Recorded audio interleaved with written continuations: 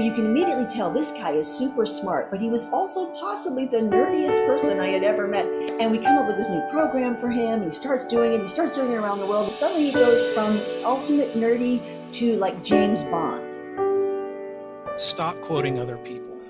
Quote yourself. If you're going to become an expert, be the expert to start with, which means contemplate words of epiphany that you can deliver right now without having to reference anybody else.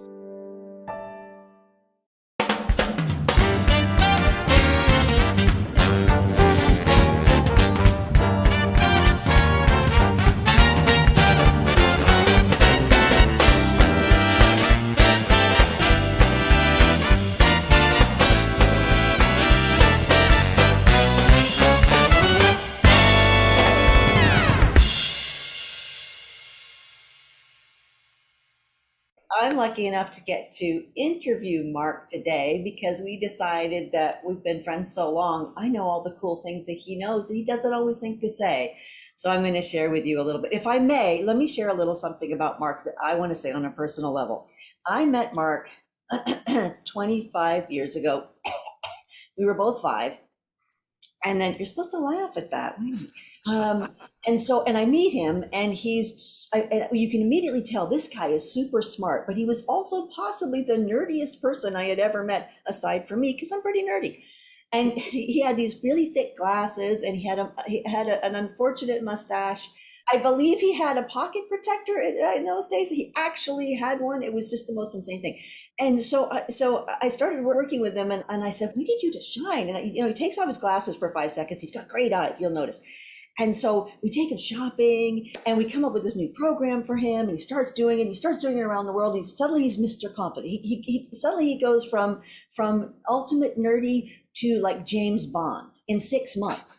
And we go to this big conference that we were both speaking at together, and everybody I talk to says, what did you do to Mark S.A. Smith? Well, he's always been that way. He's just a little bit more confident. He's just doing great.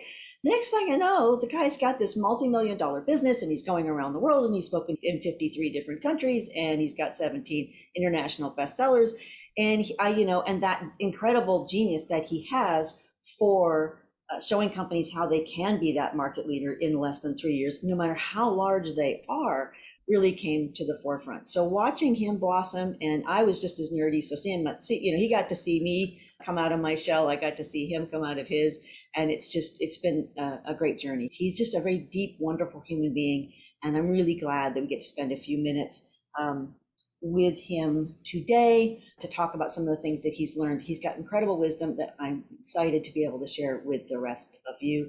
We may even let you ask a question or two, so jot down anything that you'd really love to know about doing more bigger deals, about becoming a market leader, and we'll see if we can't let you ask a question or two somewhere in the middle. But let's start. Mark, why don't you tell us, what is the number one secret? Let's get right to what you really think. What is the number one secret that we all need to know when it comes to doing more bigger deals? Because I think most people feel like it's going to be harder or more difficult or more complicated, but you always say it doesn't have to be. So tell us a little bit about that. It doesn't have to be. In fact, doing big deals takes as much effort as doing small deals. It just takes a little more time. That's all. The number one thing required to do big deals is the entire customer team must trust you with their career. Wow. Tell us a little bit more about that. Well, if they're going to spend large amounts of money, you had better succeed, because the way that people get promoted in corporate world is by consistently showing good judgment and consistently bringing new value to the company. And if you do anything whatsoever that causes a problem, they're going to say no thank you and run away. In fact, one of the filters that all corporate clients use as they analyze you is this going to accelerate my career, or is this going to cause me damage? Because if I illustrate poor judgment, my boss is not going to promote to their inner circle somebody that could embarrass them. And their boss certainly isn't going to promote somebody into their inner circle that's going to embarrass them. So they are going through this corporate career triage analysis of every decision that they make beyond a few dollars.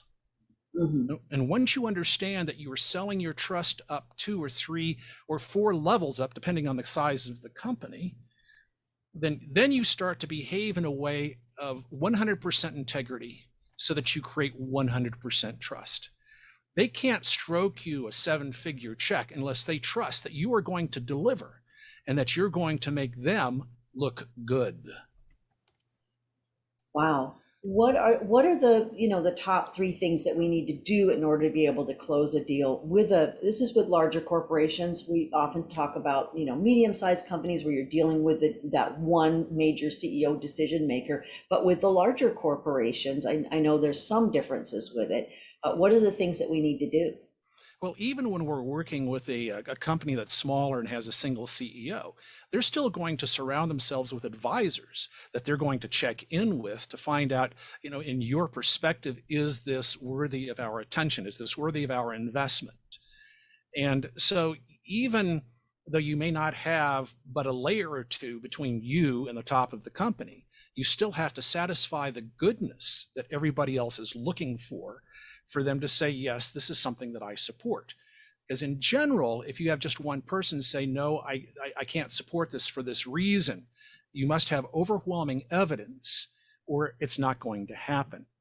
So the first thing we have to do out of the 3 that you're asking me for is we have to illustrate progress in every conversation that we make. Every person we talk to, we have to get closer to their desired solution.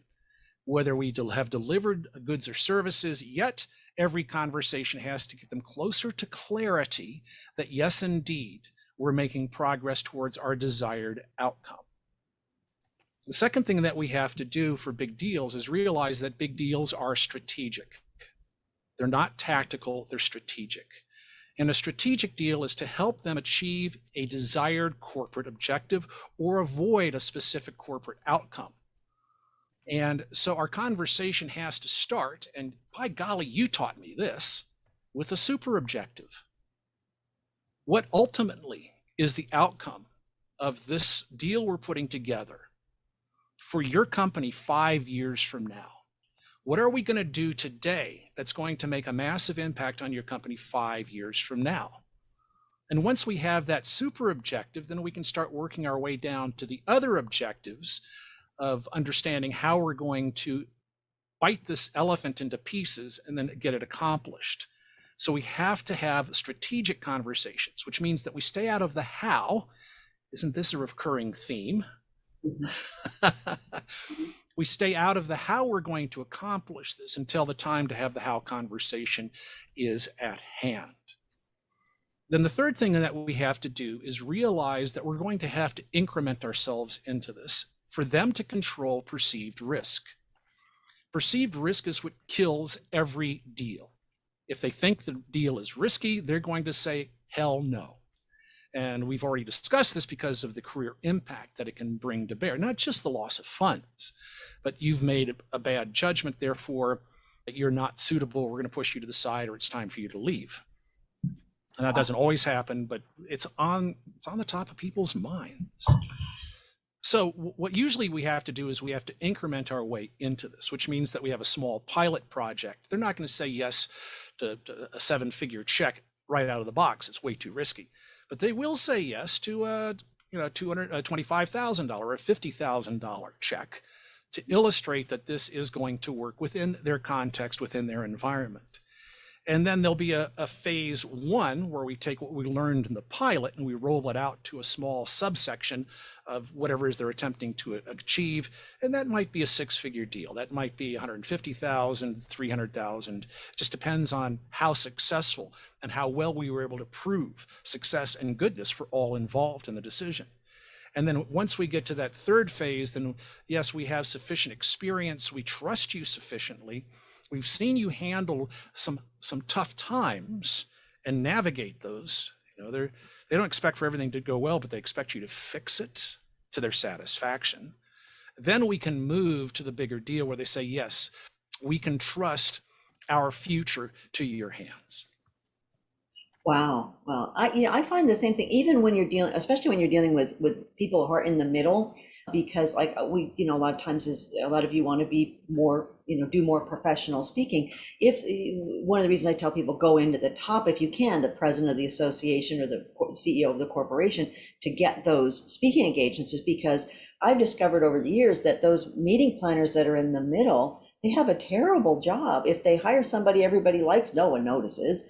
And if they hire somebody nobody likes, they can literally get fired. So a lot of their job is what you always talk about of, a lot of their job is risky, and your job is to make them to feel as comfortable as humanly possible with that risk.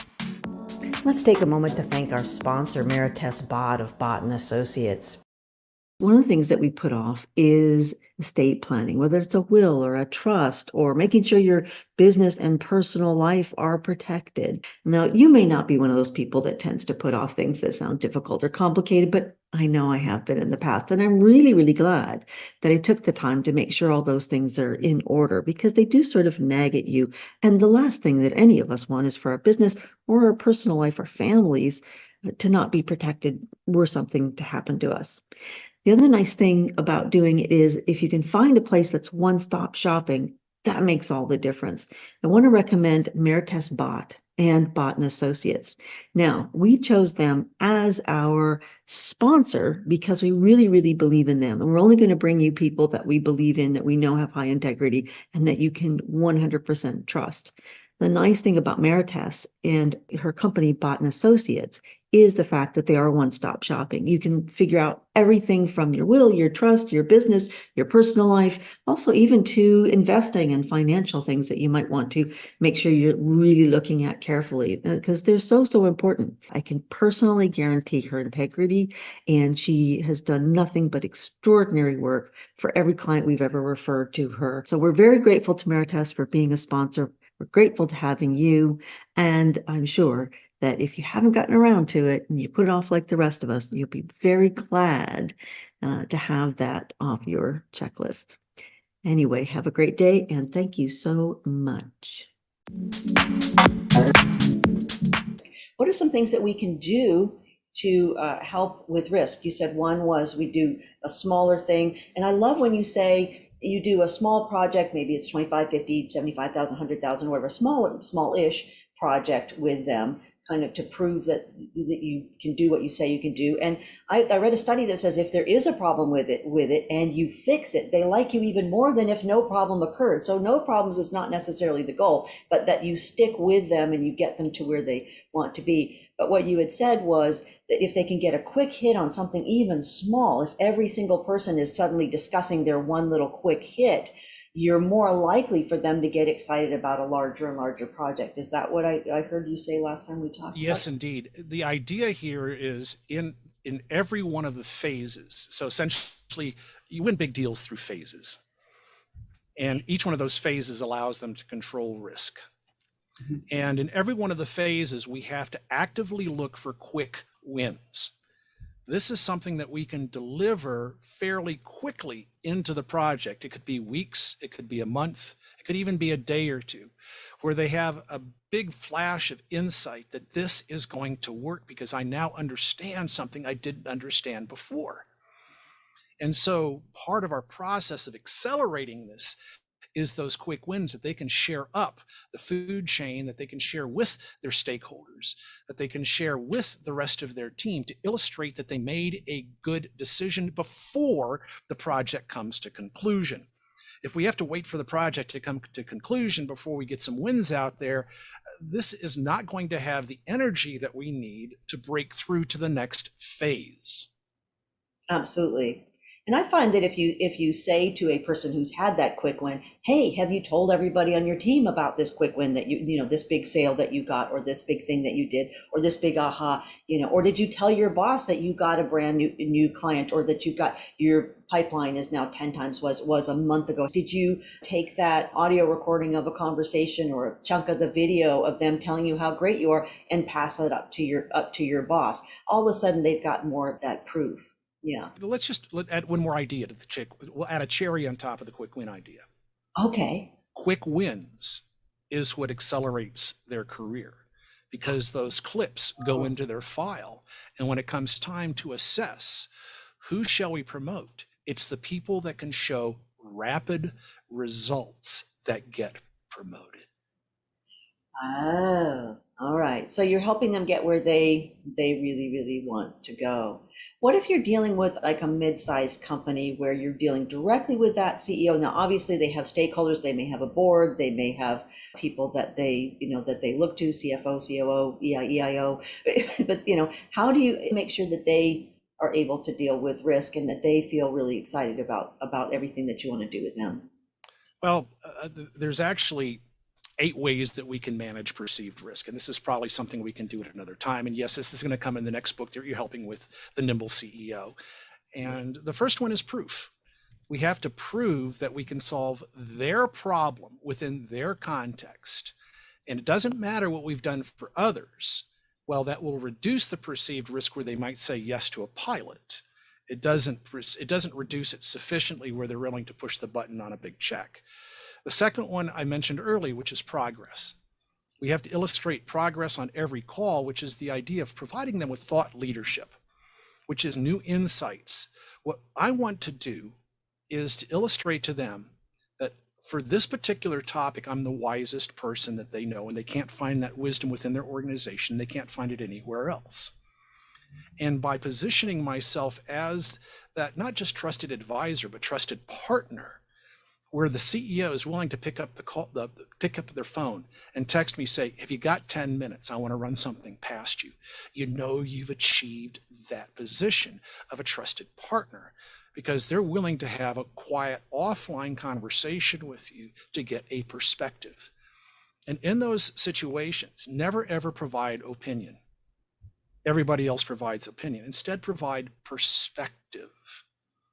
Perspective is what they pay us for, not opinion.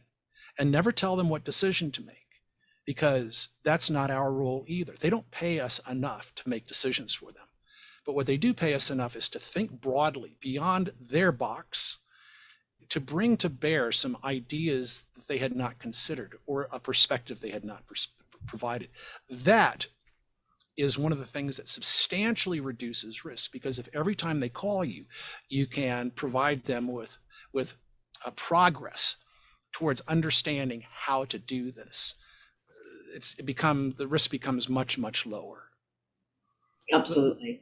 Yeah. The next one is price. Now, we don't have to do things cheap, but what we have to do is illustrate that we can reduce the cost of what they're doing now by using a different approach that we bring to bear. In the case where I did 500 events for HP worldwide, for them, it was a substantial reduction of cost because they didn't have to pull people out of their jobs running the company to deliver the events. And we could do a substantially better job than they did because we were professionally trained speakers using the Sarah victory methodology that guaranteed 5s across the board in every audience every time. And they would never have that level of train the trainer. So for us, it was substantially cheaper because they didn't have to hire feed and water trainers, and they didn't have to worry about the executives screwing it up and coming off the field. So we were able to show them we could do it for a substantially lower price by using our services, which we charged a healthy fee for. But for them, it was a deal. It was a deal. Right. It's just simple math, or maths, as you folks say in England. Yeah.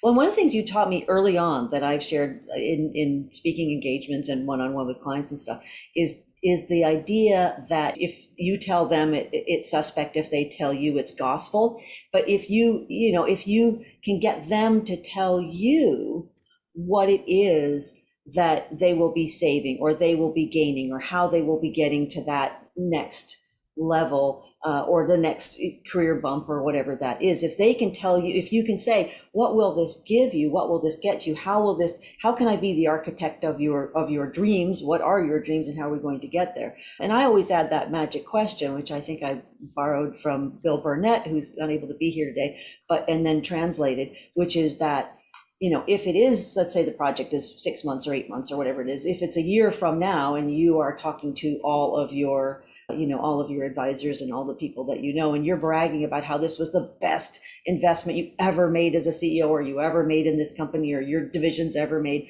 And oh my gosh, and then you can list off the things they said that they actually want. You do two things. You're now in their head as the person who's helped them get to that magical state, and you don't have to say magic, and say hypothetically, or, something more official if you like. But that whole idea, and a lot of that came from you, because you always say, get them to tell you exactly what they will gain, exactly what they will save, exactly what they're leaving on the table. And, and some of those intangibles too, maybe they want to be president of the Fluffy Bunny organization or something. And if you can tie all of it to what they want. But I love the idea that you say, don't make it between you, make it over here. And then, oh, wow, that would save you $300 million. Wow, that would save you 500,000. That would make you an extra $10 million. That sounds like a lot of money. What's fair to pay any person, not just you, to help them achieve that? And then they're doing the math and you're not. And again, it is their decision after all. You're just helping them make a good decision.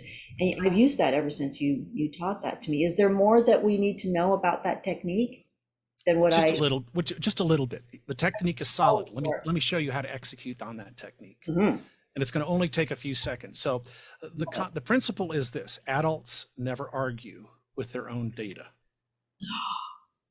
Say that again. Adults never argue with their own data. Oh, that's brilliant. So if we can get them to articulate the value of doing business, they own that. I don't have to persuade them. They own it. It's part of their identity. Mm-hmm. And so there are a series of questions that we can ask to help identify what that criteria is that generates extraordinary value for them. And the first one is, how have you done this in the past? What did you like best about it? What else? What else? What else? Now I have their positive criteria, the things that they're going to have to get from me if they're going to proceed. Okay, when they say that's it, then I can say, what did you like least about it? Don't screw it up and get those two exchanged, otherwise psychologically it implodes. And then they feel free to bitch and moan about things didn't work out the way they wanted it to. And what else, until they say, that's it. Now I've got a list of things that I can do. That's their anti-criteria. If I can do the things they like and avoid the things they don't like, I'm well down the path to satisfying. And then we ask them the magic question. If you could have things any way you wanted, what would you change? And here we're asking for them to expand their criteria beyond what they have used in the past. And then once we have that, what else, then we say, if we could do that, what would it mean to you and your team? That's when the value statements come out that cause them to self-identify this new state, these new criteria they hadn't considered before, and the new value they had not expected before. And this epiphany brings them to the point where they say, well, could you do this? Well, based on what you've told me so far, I can. How would you like to proceed? What's our next step? How would you like to proceed? I love that. Well, and I love, that we, you become a part. Imagination, I think you taught me this probably, but is the most powerful force on earth. If you can get people to imagine something going well, and then you say, what would have to happen between right now and that moment when you are bragging to all your friends about how great this is going, they give you step by step what it is that you can live into as well. I mean, it's not just a sales technique. It's also, what a win looks like at every step of the way, because you've asked those types of questions. Your questions are marvelous, just marvelous. What is something else that people really need to know when it comes to doing larger projects and larger deals? Well, this one probably is obvious, but you cannot appear desperate. Yeah.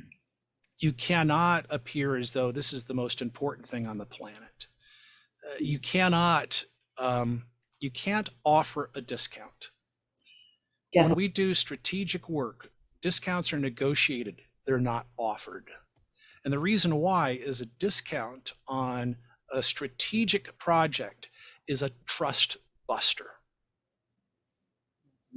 Mm-hmm. Mm-hmm. Now, if we're selling something to consumers, discounting is expected as part of the process. But when we're working with mission critical, where if we don't get it right, It could be the demise of their company. Offering a discount unasked is seen as, Well, it also sounds hmm, like yeah, it sounds like you're negotiating with yourself.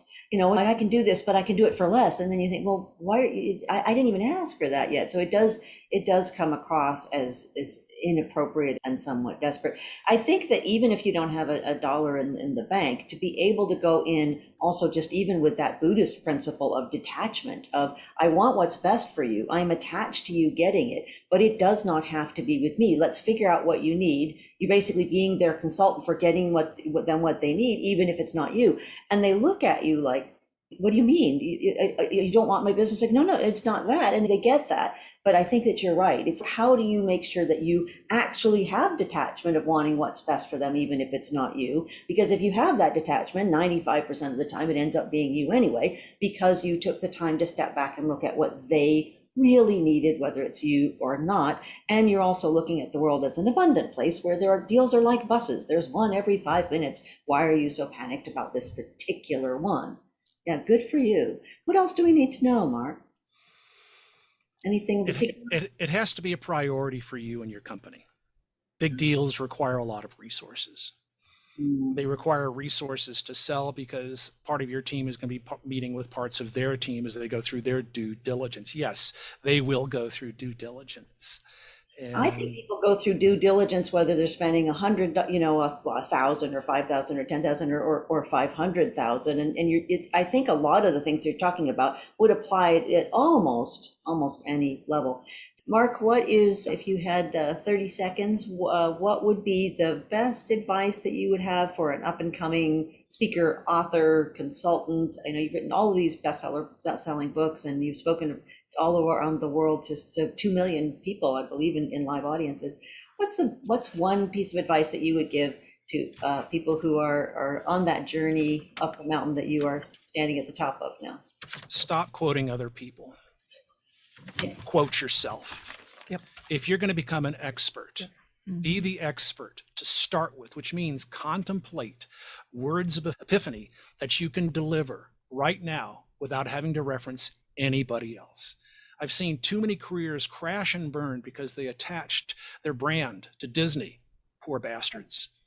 They attached their brand to Tiger Woods when he crashed and burned. Poor bastards. Mhm. Attach your career to you and your authenticity. Absolutely. I think it's so important. What I say to authors when I get to help them with books is if I can Google it, it's not good enough. If somebody else said it, it's just not good enough. You can quote one or two people in your book and also, quote yourself. I agree with you 100%. Oh, we adore you. Thank you for coming on today. It's always just nice to get to spend time with you, even virtually. All right, some more applause for our beloved Mark S.A. Smith. After all these decades, he's given some great wisdom and some great ideas that we all really appreciate. Before you go, we have one more exciting treat for you. We're going to share a little bit of our next episode that's coming up in 2 weeks with one of my favorite people in the whole world and somebody I truly admire, 𝑪𝒐 Bhatt. You may know her name as she is, of course, our fabulous sponsor for the Inspiring Victory show. And we love sending people her way for all of their estate planning, trusts, wills, needs, and also for financial planning. Their company is absolutely 100% a company you can trust and very, very high integrity all around. So stick around and you can hear a little bit of next time's episode that we'll have out in 2 weeks with 𝑪𝒐 Bhatt. Have a listen. I know you'll enjoy it. Think about a succession plan, what's going to happen with your business. So that's very, very key. And then number two is tag that on together with the estate plan. What kind of legacy do you want to leave? Do you want to leave all this money to your kids and they're like, spend it in 2 seconds? Like the average time that a person keeps an inheritance is 18 months. And that isn't even Really? size of the inheritance. When people are not used to having money and you give them too much money too quickly, sort of like that lottery winner, you don't want that money to just be kind of spent quickly. But on the business side, business succession planning, it's hard for people to think about, especially if you're a closely held business, it's family owned, it's been there for so long. who is going to take over can be very emotional, and there's a lot of things to think about. But the earlier the better. What you want to leave behind, what is your passion, what is it, so that we can put that on paper in case, heaven forbid, something happens, and we can have that legacy work for you.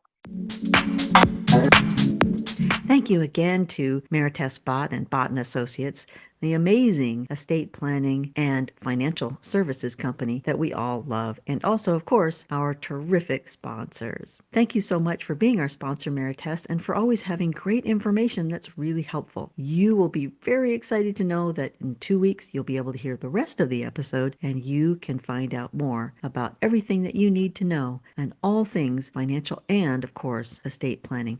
Really important topic and a really exciting, fun episode I know you will enjoy. Thank you again for joining us on the Inspiring Victory Show, where we help you double your business, double your impact,